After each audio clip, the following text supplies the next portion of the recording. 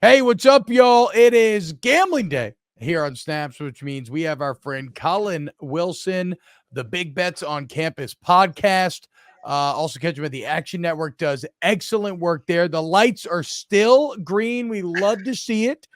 The hot sauce went awry last week, but it seems like everything else on the plate was pretty tasty there, Collin. Yeah, I mean, taking a Georgia under is a little scary these days, but it cashed. Saying Georgia, the market was against Georgia last week. It knocked that point spread all the way down to 9, and there was no problem at any time. So a lot of things worked out last week, but that Washington-Oregon State game just came up a little bit short. Yeah, it's all good. Shit happens, dude. Still green, baby. Still green. Still green. That's all that matters.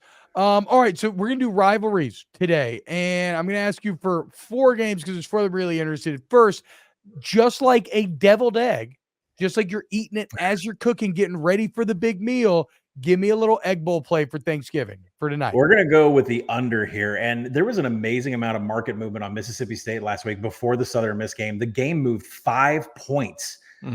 Everybody was on Mississippi State, but if you go into the box score, they had a pick 6. They had a special teams touchdown. It wasn't the offense. It wasn't Will Rogers that did anything to deserve that cover in that game. I'm taking the under in the Egg Bowl. This is a game where both teams are going to try to establish the rush. Mississippi State's D should step up a little bit to be able to stop Quinshon Judkins a little bit. Mississippi State, I don't believe in the offense whatsoever. They did not prove it against Southern Miss. That is a fake score that you see from last week. So we're going under here. It's a lighter play at 54.5 or lower because 55 is the biggest key number in totals. I'm with you on that fake offense. I was on the call for the game last week, and I told T-Bob on our show yesterday, like that it is a bad offensive line and it just not very good anywhere else either. So I'm with you. Even Ole Miss's softness. Why they were doing the air raid. Yeah, right? I mean, like hello. I'm with you. I know. Arnett, you got Will Rogers. Yeah, the score is, and Aaron can attest, the score is so misleading to what actually happened in that game. Southern Miss had a billion chances. It was ugly. Ugly. Let's go to the game. Ohio State at Michigan. What do you like in this one? I like Ohio State in this one, and I think Ohio State's becoming a pretty popular bet, so we'll see if it's going to pan out. You guys know me. I go a little bit further than overall counting stats. For some reason, J.J. McCarthy's fallen off the map throwing. Didn't even get to throw in the second half against Penn State. Was terrible last week against Maryland. It's all been Blake Corum. Ohio State's going to be able to stop Blake Corum just running the ball. But when you go to the other side, that's where the handicap came in for me. What's the one thing Ohio State does? They're a one-trick pony. They throw it to Marvin Harrison. That's it. That's their entire playbook right now.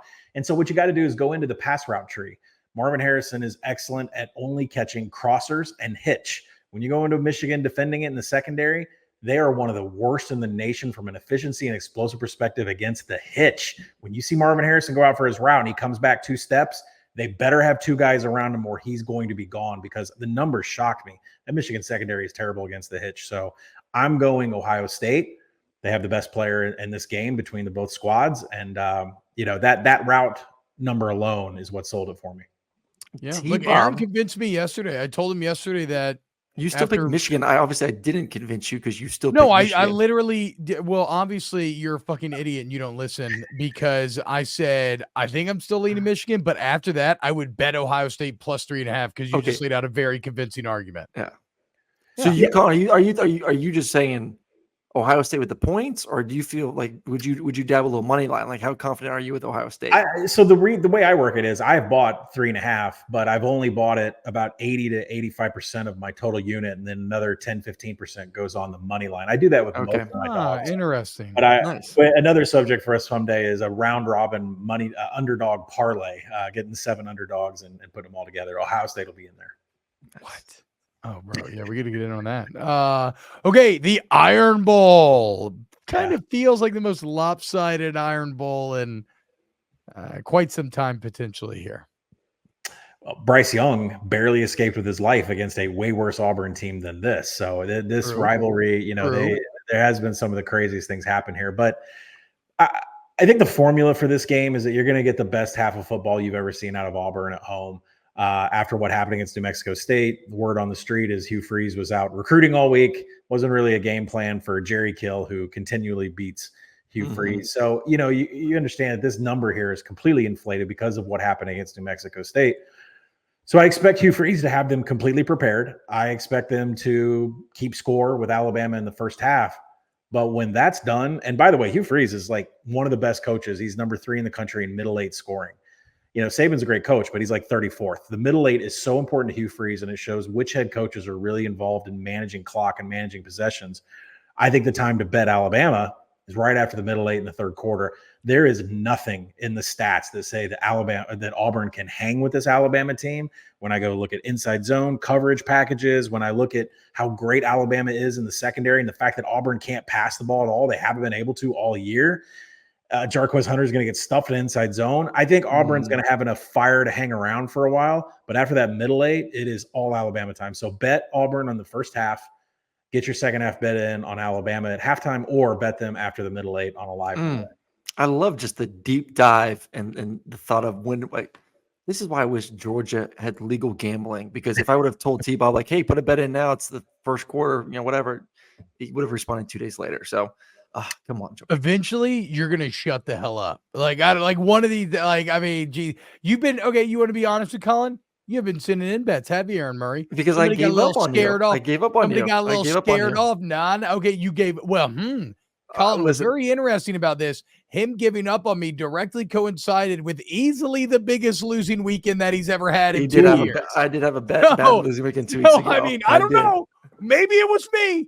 It was there's a lot of frustration because I kind of want to wait till Friday, Saturday, get a feeling, but then it's too late because I got to put my bets in like on Monday with you. It's not even true. I'm not having this conversation. I feel like I'm in a bad relationship right now. I'm not having this conversation. I feel like I'm in a bad relationship. Is Aaron the kind of guy that texts you 2 minutes before kick and says, "I need a play"? Like no. A few hours. He will send it ahead of time. But he has to understand he is working on my schedule. No, why are we doing this? We are the couple arguing in front of our guest. Okay, stop it. Stop it. We can talk about this later. I'm like put a smile on. The 2 a.m. texting, a girl back in my college days, and she's asleep, and it's just all blue. That's what my text messages look like to T-Bob right now. All blue, no responding. I have been especially bad at ignoring everybody's text lately for some reason. I don't know why. All right, last one on Oregon State. Friday night. What do you like in this one? I like Oregon in this. I think they're going to blow them away. And there is one key stat I'll focus on here. I got a full write-up over at Action Network for everybody to read it. But the one key stat that everybody needs to know is that Oregon State is horrible at tackling. They missed 9 tackles against Washington a couple weeks before they missed 20 tackles against Arizona. And it's one of those things where they're 130th in broken tackles allowed. They're 131st in PFF in tackle grading. And what that means against Oregon is you're going to get a lot of guys out in space. You're going to get Bucky Irving out in space. You're going to get Franklin out in space. That's going to be a real problem for an Oregon team that is second in the nation in creating broken tackles. So you have the extremes from a tackling perspective. We can go through X's and O's. We can go through like stats compiling on each other. But at the end of the day, this Oregon State team cannot tackle in space. Washington's outside the top 50 in creating broken tackles. Oregon's number 2 in the country. And that ultimately, I believe, is what's going to lead to Oregon just boat racing this game. And all of those run schemes that we talked about last week, Oregon can defend those on the defensive line. So I think Oregon covers here and moves on to Vegas as a heavy favorite, like a 6.5 point favorite on Washington. Damn. Okay, so you like Oregon State you like Oregon minus the 14 then? Like, where does that number end? Okay. Yeah, and it could go over 14. And just as a side note, I think Washington State is very live against Washington.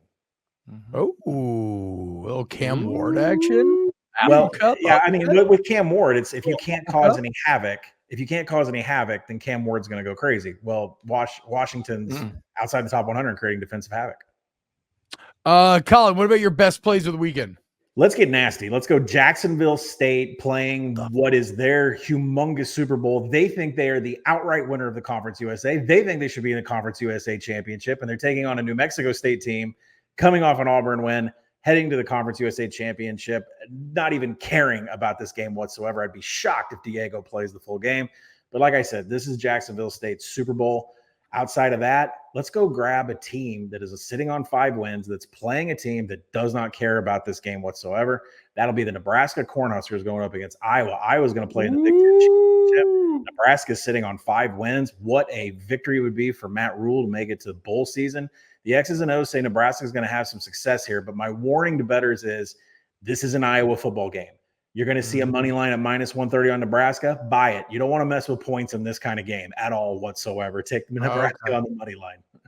Oh my God, guys! Pay the tax. Aaron, have you seen the under? Please tell me it's like 25. It's 26.5. Not holding points on that. Not holding points. Oh my God. Let's go, dude. Okay, Nebraska's favored. Wow, shocked. Okay, so minus 130 money line, like Collin just told you. Okay, so tonight, Thanksgiving, Egg Bowl. We're looking for Ole Miss, Mississippi State under. 55 is the key number there. For the game, we like Ohio State plus the 3.5. Maybe put a little bit on the money line if you want to split your unit up a little bit. The Iron Bowl, we're looking at an Auburn first half bet, and then betting Bama live right after that middle eight clears up. And to be clear, the middle eight is 4 minutes into the third quarter, you're saying, yes. Right? Okay. And then the Civil War, you like Oregon big minus 14. We got Jacksonville State minus 2.5 for Colin's best picks. And then Nebraska money line. Absolutely love it. Colin, cannot thank you enough, man. I hope you have a wonderful Thanksgiving, my friend. You too. Thanks for having me, guys. He's the best. Collin Wilson, Big Bets on Campus podcast. Go check it out and catch his work at the Action Network as well. And we'll be back with more snaps. Please like and subscribe to the channel. Happy Thanksgiving. See you on the other side.